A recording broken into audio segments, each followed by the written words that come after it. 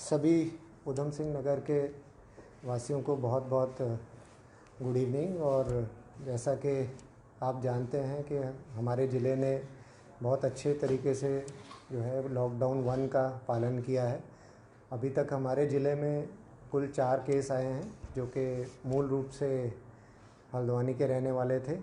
अभी तक कोई हमारे यहाँ पर कंटेनमेंट एरिया नहीं है। तो मैं आप लोगों से चर्चा करूँगा कि उधम सिंह नगर पुलिस किस प्रकार आपकी सुरक्षा में लगी है। पहले मैं आपको थोड़ी उसकी रूपरेखा बताऊंगा और उसके बाद क्या हमें सावधानियां बरतनी हैं और उसके अलावा क्या क्या चीज़ें अभी खुलने जा रही हैं जो लॉकडाउन 2.0 हम लोग जिसमें एंटर किए हैं 20 तारीख को। सबसे पहले मुझे ये कहना है कि जब हमने लॉकडाउन 1 की शुरुआत की थी तो तकरीबन हम लोगों ने 63 इंटरस्टेट बैरियर लगाए थे जिसमें हमने फोर्स लगाया था और उसमें से केवल 9 हमने खोले थे, बाकी सबसे हमने मूवमेंट बंद कर दिया था। जब हमने धीरे धीरे समीक्षा की, इसको एनालाइज़ किया तो कई इस तरह से छोटे रास्ते हमें मिले जहाँ से लोग आ जा रहे थे।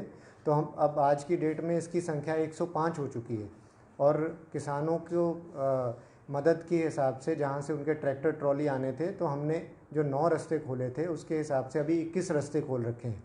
इन सभी रास्तों पे हमने सीसीटीवी कैमरा लगाए हैं, ड्यूटीज़ लगी हैं। यहाँ पे मेडिकल का स्टाफ है जो प्रॉपर स्क्रीनिंग के बाद ही हम लोगों को एंट्री दे रहे हैं। तो ये चीज़ हम सभी ध्यान दें कि जितने भी लोग बाहर से हमारे ज़िले में एंटर कर रहे हैं, क्योंकि हमारा एक कुमाऊँ का प्रवेश द्वार भी है ज़िला, तो हम लोग कोशिश, हमारा प्रयास यही है कि जो केवल मेडिकल इमरजेंसी है या बहुत इमरजेंट सिचुएशन है जिसमें उसी को एंट्री दी जाए, अनावश्यक लोगों का मूवमेंट ना हो। इसमें सभी के द्वारा सहयोग भी किया जा रहा है और हमारे ज़िले का बहुत अच्छा रिस्पांस है। जितने भी हमारे सोशल ऑर्गेनाइजेशन हैं उन्होंने बहुत अच्छा एक यहाँ पे मैसेज दिया है। वो लगातार हमें फीडबैक देते हैं कि हमें किस प्रकार जो है अपने वर्किंग स्टाइल में चेंज लाना चाहिए। उनके सुझाव रहते हैं कि कितने टाइमिंग में दुकानें खुलें। कई तरीके के उनके सुझाव आते हैं जो लगातार हम लोग एडमिनिस्ट्रेशन तक पहुँचाते हैं और उनको हम लोग लागू करते हैं। अब मैं अगर आपसे चर्चा करूं तो इसके दौरान जब एकदम से लॉकडाउन हुआ था तो पुलिस द्वारा जो है तत्काल, क्योंकि 112 पे काफ़ी कॉल्स आने शुरू हो गए थे कि हमें यहाँ खाने की समस्या है या किसी राशन की समस्या है, तो पुलिस द्वारा तत्काल हर थाने में एक फ्लाइंग स्क्वाड का गठन किया गया था जिसके माध्यम से एक हमारे सब इंस्पेक्टर और कांस्टेबल जो हैं वो इन 112 की कॉल्स पे सामाजिक संगठनों की मदद से उन्होंने जो है फूड पैकेट्स सप्लाई किए हैं। तकरीबन इस तरह की 172 संस्थाएं हमारे 17 थानों से जुड़ी और तकरीबन हम लोग अभी तक 60,000 से ऊपर फूड पैकेट्स हम लोग सप्लाई कर चुके हैं। उससे भी संख्या ज़्यादा होगी, मैं अभी अपडेटेड नहीं हूँ। और लगातार जो हमारे यहाँ उधम सिंह नगर की जनता है उनका सहयोग हमारे साथ बना हुआ है। मैं सभी का इसके लिए बहुत बहुत धन्यवाद करता हूँ। बहुत सारे ऐसे सोशल ऑर्गेनाइजेशन हैं जो हमारे ड्यूटीरत कर्मचारियों को चाय पानी, उनके लिए फूड पैकेट अरेंज कर रहे हैं। उनके भी मैं बहुत बहुत धन्यवाद करता हूं क्योंकि हमारी विषम परिस्थितियों में 12-12 घंटे ड्यूटी कर रही है फोर्स, सुबह 8 बजे से लेकर रात के 8 बजे और फिर पुनः रात से सुबह 8 बजे तक। तो आप लोगों की मदद निश्चित रूप से जो है उनका मनोबल बढ़ा रही है कि किस तरीके से आप लोग आगे आ रहे हैं। लेकिन मेरा सभी से ये अनुरोध है जो सोशल ऑर्गेनाइजेशन है कि कृपया अपने आप को जो है उसमें सोशल डिस्टेंसिंग का भी पालन करें और अनावश्यक आप जो अगर ऐसे इलाकों में जाएंगे पैकेट बांटने के लिए जहाँ कोई प्रॉब्लम है तो आप भी संक्रमित हो सकते हैं। इसलिए आप ग्लव्स का इस्तेमाल करें, आप प्रॉपर पास ले लें, प्रशासन से कोऑर्डिनेट कर लें कि किस एरिया में उसकी आवश्यकता है।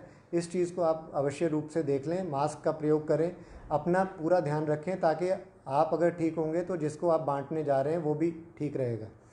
इसके साथ साथ कई इश्यूज़ और हमारे पास इसके दौरान आए, जैसे कि राशन की सप्लाई में मदद करना हमारी प्रशासनिक टीम की, उनके साथ भी फोर्स को भेजा गया। उसके साथ साथ जो लेबर के इश्यूज़ थे, क्वारंटाइन सेंटर थे हमारे, तो हमारा जनपद जो है वो मैंने आपको पहले भी बताया कि प्रवेश द्वार है। तो कोई भी अगर उत्तराखंड के अंदर एंटर करता है, काफ़ी लोगों को इसमें क्लियर नहीं है कि क्या व्यवस्था है। तो जो भारत सरकार द्वारा स्पष्ट निर्देश दिए गए हैं कि जितने भी लोग इंटर स्टेट आएंगे उनको क्वारंटाइन किया जाएगा, उनको 14 दिन के लिए क्वारंटाइन किया जाएगा और उसके बाद जब उनका मेडिकल चेकअप होगा तभी वो गंतव्य को जा सकते हैं। तो इसी क्रम में हमारे द्वारा जो है प्रशासन द्वारा जो चिन्हित पंतनगर और 2 फैसिलिटीज़ में कई लोगों को क्वारंटाइन किया गया है, और उसी के हिसाब से जब वो क्वारंटाइन पीरियड फिट पाए जाते हैं तभी उनको उनके गंतव्य के लिए प्रस्थान कराया जाता है। इसके साथ साथ लेबर के भी इश्यूज़ हैं हमारे द्वारा। कई इसमें हमारे जो अलग अलग वर्ग के लोग हैं वो लोग लॉकडाउन के संबंध में जानकारियां चाह रहे थे, तो इसमें हमने सबसे पहले पुलिस और जो हमारे यूनियंस हैं उनका ग्रुप बनाया जो लेबर से डील करती हैं। उसके साथ साथ हमने सिडकुल का ग्रुप बनाया पुलिस के साथ। हमने ट्रांसपोर्टर्स का ग्रुप बनाया जो ये सारे काम में जो सप्लाई चेन मैनेजमेंट कर रहे हैं। और इसके साथ साथ हमने डॉक्टर्स जिनको हमें सुरक्षा देनी है, जहां माननीय न्यायालय का आदेश हुआ है कि ये हमारे साथ में कोरोना वॉरियर्स हैं, उनको सुरक्षा देनी, हमने उनका भी ग्रुप बनाया है। तो 2-3 मैं अच्छी पहलें जो हमारे ज़िले में हुई हैं उनकी चर्चा करूँगा। ये देखने में आ रहा था कि मेडिकल इमरजेंसी में जो तीमारदार हैं उनको मेडिकल के लिए अगर बाहर कहीं जाना है तो पास बनाने में दिक्कत आ रही थी। तो हमारा जिला प्रशासन के माध्यम से जो है अभी एक व्हाट्सएप ग्रुप डॉक्टर्स का ही बना दिया गया है। जो तीमारदार हैं वो वहीं पे डॉक्टर्स के ही माध्यम से वो अप्लाई करेंगे व्हाट्सएप ग्रुप में अपना पास के लिए, और उनको 15 मिनट के अंदर पास उसी डॉक्टर या उनके मैनेजर जो भी देख रहे होंगे उन्हीं के माध्यम से उपलब्ध हो जाएगा। उनको कहीं जाना नहीं पड़ेगा ताकि ये जो इम्पोर्टेंट टाइम है ये सेव हो सके। इसके साथ साथ जो हमारे इंडस्ट्री वाले हैं उनको काफ़ी इश्यूज़ आ रहे थे कि उनके कर्मचारी कैसे आएंगे जाएंगे। उसके लिए डिटेल्ड भारत सरकार ने SOP दी है कि जो भी प्रतिष्ठान, इंडस्ट्री, कंपनी, ऑफिस जो भी खुलेंगे वहाँ पे क्या तरीके से सिस्टम होगा, उसकी SOP दी गई है, कैसे सोशल डिस्टेंसिंग रखनी है। तो इसी के साथ साथ जो है ये भी देखना पड़ेगा उनको कि जब उनको अनुमति मिल रही है तो वो सारे के सारे SOP का अध्ययन कर लें और सारी कंडीशंस का पालन करें, जिसमें मुख्यतः एंट्री करने वाले वर्कर की थर्मल स्क्रीनिंग है, जो वाहन अंदर एंटर कर रहे हैं उसको डिससैनिटाइज़ किया जाना है, और जो ड्राइवर्स और क्लीनर्स आ रहे हैं वाहन बाहर के प्रदेश से लेके उनके रहने की अलग से व्यवस्था करना, और उनको कंपनी की लेबर के साथ मिक्सअप नहीं होने देना। तो उनके लिए लोडिंग अनलोडिंग के लिए वो लोग अलग स्टाफ रखें ताकि किसी तरीके का संक्रमण कंपनी के अंदर ना फैले। इसके साथ साथ हमारे जो ट्रांसपोर्टर भाई हैं उनको समस्या आ रही थी पासिस की। तो बहुत पहले जब हम लोगों ने लॉकडाउन में स्टार्ट किया था तो तब हमें देखा था कि बहुत सारी संख्या में लोग पासिस के लिए आ रहे थे। हमने पहले से व्यवस्था की थी कि कोई भी कमर्शियल वाहन को किसी पास की आवश्यकता नहीं है ज़िले में। वो कहीं भी चाहे वो खाली हो चाहे वो भरा हो वो आ जा सकता है, प्रोवाइडेड उसके पास एक ड्राइवर और एक क्लीनर हो। कोई सवारी उसमें नहीं होनी चाहिए, ये हम केवल चेक कर रहे हैं। और उसके साथ साथ ये भी देख रहे हैं कि उसके पास वैलिड ड्राइविंग लाइसेंस है। लेकिन मेन फोकस हमारा ये है कि उसकी थर्मल स्क्रीनिंग की जाए। तो हमारे सभी बॉर्डर्स पे जब एंट्री होती है तो हम उसकी थर्मल स्क्रीनिंग करते हैं। ऐसे 1-2 प्रकरण आए जिनको बुखार था तो उनको आइसोलेट किया गया और उनकी कंपनी द्वारा डिसइंफेक्ट करके फिर अपना ट्रक दूसरे ड्राइवर के माध्यम से कंपनी में ले लिया गया। तो मेरा सभी से अनुरोध है, सभी ड्राइवर भाइयों से, कि वो 2-3 चीज़ों पे विशेष ध्यान देंगे। उसमें सबसे पहले ये है कि अगर आपको बुखार, खांसी या जुकाम है, आपको स्वयं पता है, तो आप कृपया अपने आप को खुद ही बॉर्डर पे आके बता दें कि साहब मुझे बुखार है। हमें कोई पकड़ने धकड़ने की कार्रवाई नहीं करनी है। हमें ये देखना है कि क्या सच में आपको किसी हेल्थ इंटरवेंशन की ज़रूरत है, क्योंकि ये कोई क्रिमिनल नहीं है। अगर किसी को कोरोना हो जाता है तो उसने कोई क्राइम नहीं किया है, वो एक पेशेंट है, उसको उपचार की आवश्यकता है, उसको आइसोलेट करना है, उसकी ध्यान रखना है, डॉक्टर की सुपरविजन में रहना है। तो कृपया अगर आपको रास्ते में कोई लक्षण लगते हैं आपके ड्राइवर के या क्लीनर के, तो आप कृपया सेल्फ डिक्लेयर करें हमारी पोस्ट पे आके कि साहब मुझे लग रहा है बुखार है, मुझे चेकअप की आवश्यकता है। तो हमारी टीम QRT लगी हुई है, सभी सर्कल्स में हमने 5 QRT का गठन किया है। वो आपको लेके जाएगी, आपका चेकअप कराएगी, आइसोलेट का क्वारंटाइन जो भी कराना होगा वो आपकी प्रॉपर व्यवस्था स्वयं गवर्नमेंट करेगी। इसके साथ साथ मुझे उनको एक और मैसेज देना है कि वो भी हमारे परिवार की तरह हैं। जितने भी ट्रांसपोर्टर हैं, कंपनी वाले हैं, इनको अपने परिवार की तरह समझें। जो ड्राइवर हैं ये भी कोरोना वॉरियर्स हैं। ये लोग ला रहे हैं सामान, जिस चीज़ की हमें ज़रूरत है उसके लिए ये भी अपनी जान पे खेल रहे हैं। ये भी ऐसे प्रदेशों में जा रहे हैं जो हॉटस्पॉट हो सकते हैं। तो मेरा उनसे अनुरोध है कि कृपया, उनको भी पता होगा कि हॉटस्पॉट एरियाज़ कौन से हैं, बड़े बड़े शहरों में ये बीमारी काफ़ी फैल रही है, तो वो हॉटस्पॉट में अपना वाहन बिल्कुल ना रोकें। मेरा उनसे अनुरोध है कि वो अपना, जैसे दिल्ली हो गया या बॉम्बे हो गया, अगर उनका रूट लंबा है तो वो कृपया अपने केबिन में जो है उसको लॉक करके रखें, वहाँ किसी से इंटरेक्शन ना करें। वो सीधे जहाँ उनको सामान देना है और जहाँ से वापस लाना है वहीं पे वो इंटरेक्ट करें। थर्ड मेरा पॉइंट ये है, जो हमने कंपनी वालों से भी बोला है, जब ट्रक यहाँ से जाता है तो वो ये ज़रूर देख लें कि उसके पास पर्याप्त राशन हो और उसको फूड पैकेट दिया जाए, ताकि वो रास्ते में ही पका के किसी ऐसी जगह पे वो रोक के पैकेट बना ले, अपना जो पैकेट राशन, ड्राई राशन दिया है, वो राशन बना के पका के अपना रास्ते में खा ले, ताकि उसको किसी ढाबे की आवश्यकता ना पड़े। जहाँ तक संभव हो वो अपने आप में सेल्फ सफिशिएंट होना चाहिए, कि उसको ट्रक के अलावा किसी और की ज़रूरत ना हो।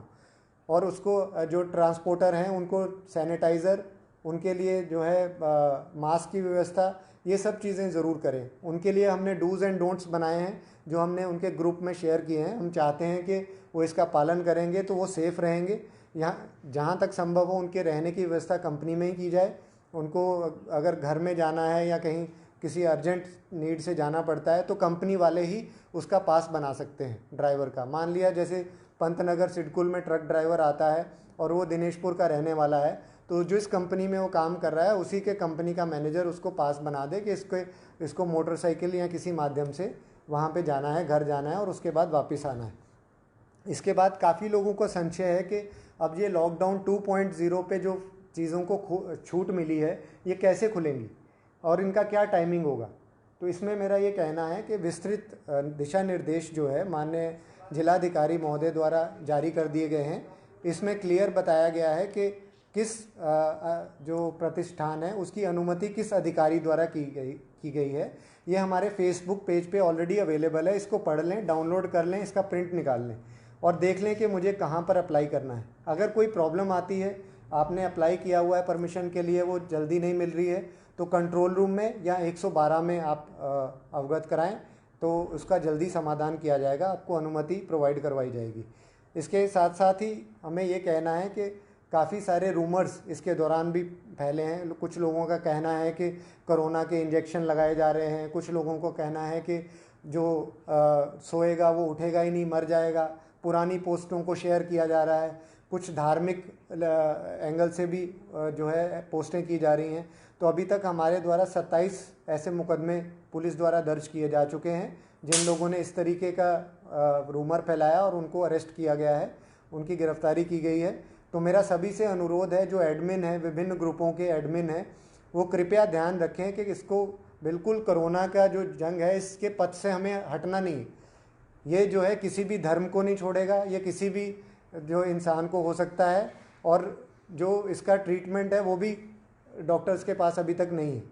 तो इसका संक्रमण की गति काफ़ी तेज़ है। हम अपने आप को भटकाएं नहीं। जो प्रशासन है उसकी एनर्जी सीमित है, उनके फिक्स्ड लोग हैं। अगर हम किसी और एंगल पे इसको लेके चलेंगे, पथ पे चलेंगे, तो उस प्रशासन की एनर्जी उधर डाइवर्ट हो जाएगी, पुलिस की एनर्जी उधर डाइवर्ट हो जाएगी, और हमारा कहीं ना कहीं जो कोरोना के अगेंस्ट वॉर है वो बड़ा बैडली अफेक्ट होगा।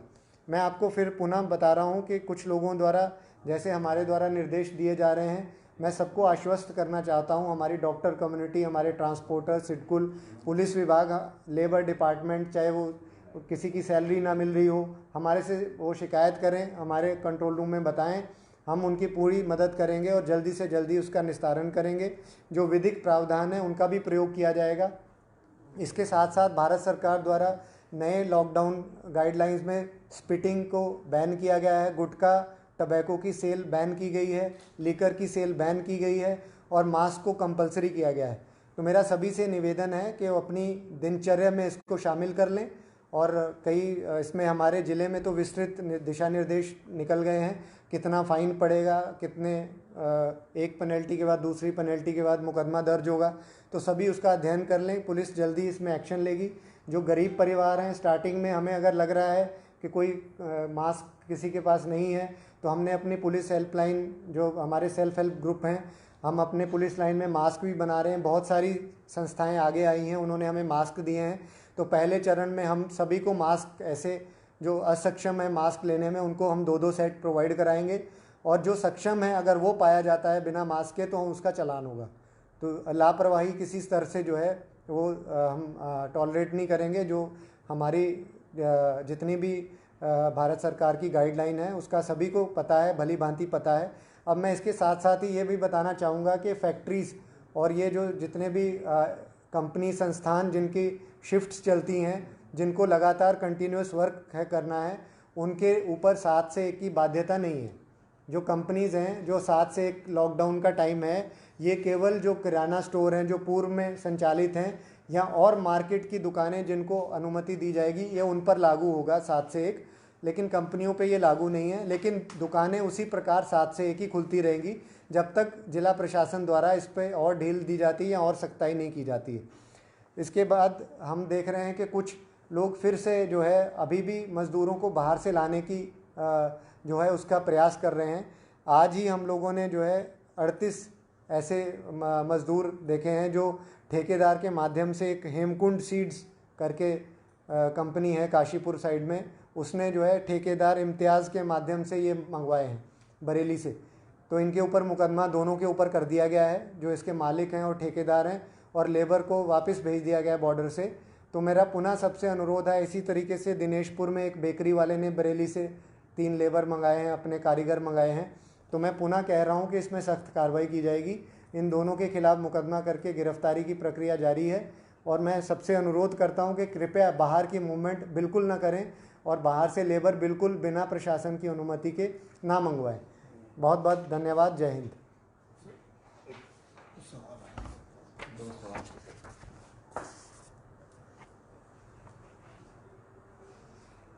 ये हमारे पुष्कर सिंह बिष्ट जी हैं, इन्होंने सवाल पूछा है कि क्या दूसरे जनपद में जा सकते हैं।